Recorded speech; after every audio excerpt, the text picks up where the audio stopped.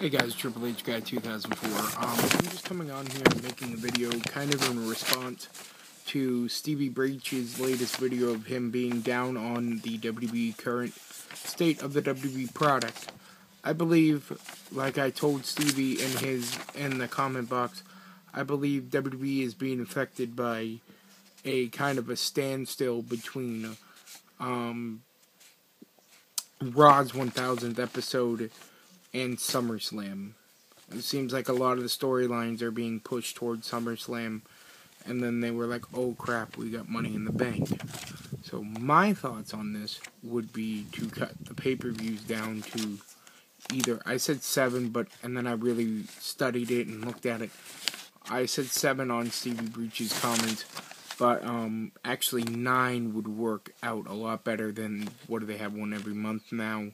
Except for the push between whatever pay-per-view they have, the Elimination Chamber and WrestleMania. They really don't have one in March.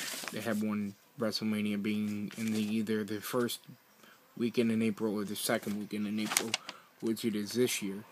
But my suggestion is to do 9 pay-per-views in the calendar year, starting off in January with the Royal Rumble. And then you bring, this is just my thoughts, they don't have to do this, but I doubt they will. Bring back in February No Way Out. Have No Way Out instead of in February. They always had No Way Out in February. And that was between the Royal Rumble and WrestleMania. Get rid of the Elimination Chamber. The only reason they had that was because it wasn't a PG area. It doesn't really work in the PG era, I don't think. And then, of course, in April, you would have the granddaddy of them all, WrestleMania. End of April or the beginning of May, you would bring back Backlash. I always liked Backlash. It was always that pay-per-view that the WrestleMania feuds ended at. Backlash was a great pay-per-view. Always thought Backlash. I was sad to see Backlash be taken off the pay-per-view schedule for WWE.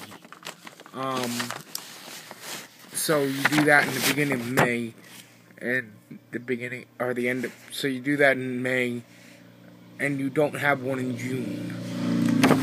You skip June, and you have one in July, of course, being Money in the Bank, and then August you would have SummerSlam, and then end of September or beginning of October you would have no Night of Champions.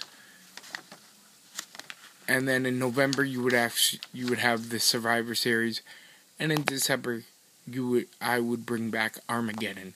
I always enjoyed Armageddon, from the first one with Mr. McMahon and Triple H in the battle for the rights for Stephanie McMahon, for the love of Stephanie. Triple H battled for the love of Stephanie and keeping his kind of, so he could have the power of what Stephanie McMahon brought to the table. So that's just my thoughts. So you would have 9 pay-per-views in the calendar year, and not 12. I think they're just running. Seems like as of late they've been running into this problem where they just forget that they have another pay-per-view coming up in 3 weeks. I mean, you have 12, you have one every month. It's just too much. It was always too much, WWE. I know you're about making money, but let's put on a good quality product, and people will buy the pay-per-views. They won't illegally stream them. They will buy the pay-per-views if you're bringing on quality stuff. It's going to be an okay match between John Cena and Brock Lesnar, say, at Extreme Rules. Nobody's going to buy it. They're going to go online, and they're going to try to illegally stream it, or they're going to find it, or they're going to go to a buddy's house, or they're going to go to a bar if it happens to be at a bar. They're not going to pay the $60 once a month for 12 months. That's what? Times 12.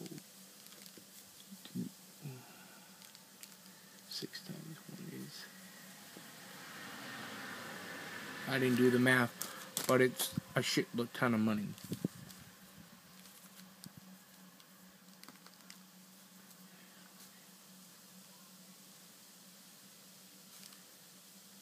I didn't do the math, but it's a lot of money.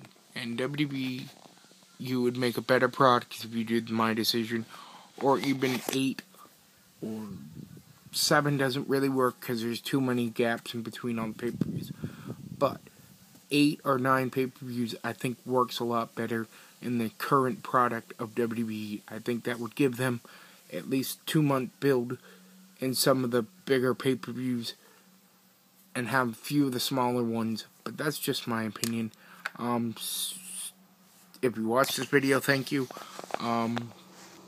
Again, this is Stephen Page, Triple H Guy 2004. Rate, subscribe. Thank you for watching my videos. Peace.